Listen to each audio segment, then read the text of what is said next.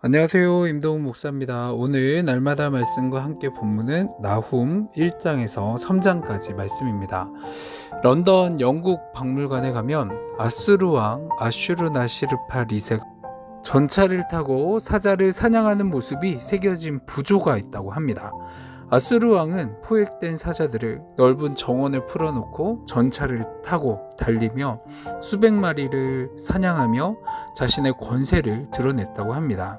그랬던 왕이 오늘 본문에 나오는 모습을 보면 사자를 사냥하는 것이 아니라 오히려 사냥당하는 사자의 신세가 되어버린 것을 볼 수 있습니다.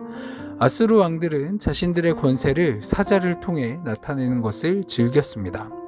그들은 사자 사냥으로 자기의 힘을 과시하기도 했고 반대로 자신을 사자로 묘사하기도 했습니다. 그래서 나훔은 니느웨를 사자로 비유하며 조롱하고 있습니다. 이들이 그토록 번성했던 니느웨가 멸망하여 흔적도 없이 사라진 것이다 라는 것을 말하는 것이죠. 그런데 나훔 선지자가 활동하던 시기에 보면 니느웨가 멸망할 것이라고 생각하는 사람은 아무도 없을 정도로 아주 강성하고 아주 뛰어났습니다. 그런데도 불구하고 나훔은 이 니느웨가 이미 성취되어진 것처럼 이미 멸망당할 것이라는 것을 확신하고 선포하고 있습니다.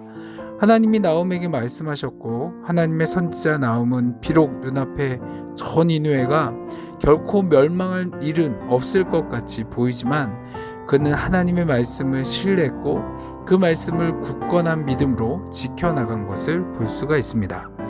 또한 말씀에서는 아수르가 얼마나 잔인하게 주변의 나라들을 약탈했는가를 보여줍니다.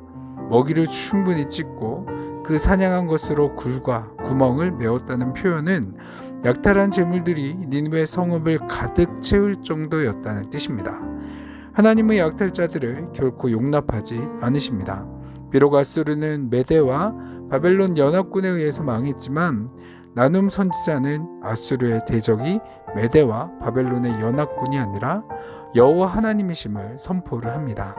하나님의 권능 앞에서 그들의 병거들은 불살라져 연기가 됩니다.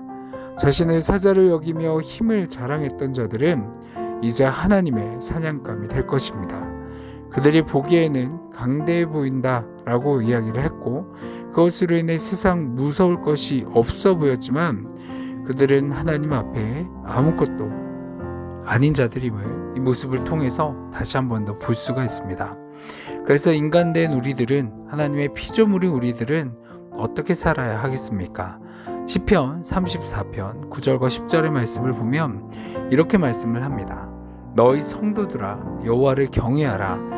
그를 경외하는 자에게는 부족함이 없도다. 젊은 사자는 궁핍하여 줄일지라도 여호와를 찾는 자는 모든 좋은 것에 부족함이 없으리라고 고백을 합니다. 부족함이 없다는 것이 무엇입니까?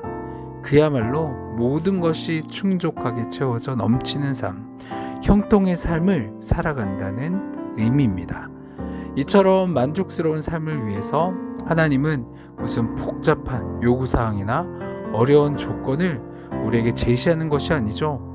단 한 가지만을 이야기합니다. 무엇입니까? 바로 여호와를 경외하라는 겁니다. 우리가 사람의 만족과 형통을 위해서 살아갈 수 있습니다.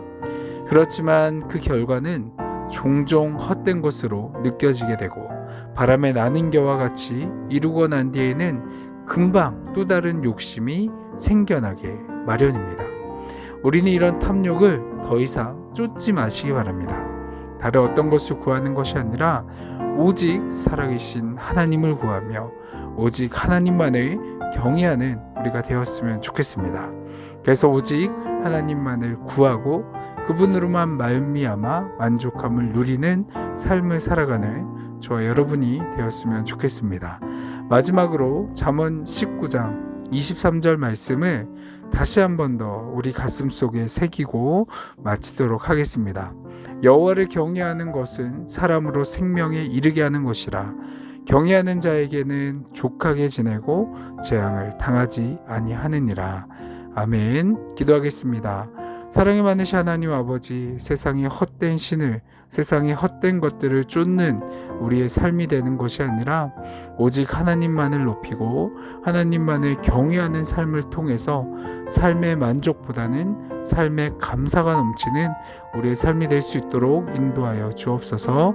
모두 함께 하실 주님께 감사드리며 예수님의 이름으로 기도합니다. 아멘.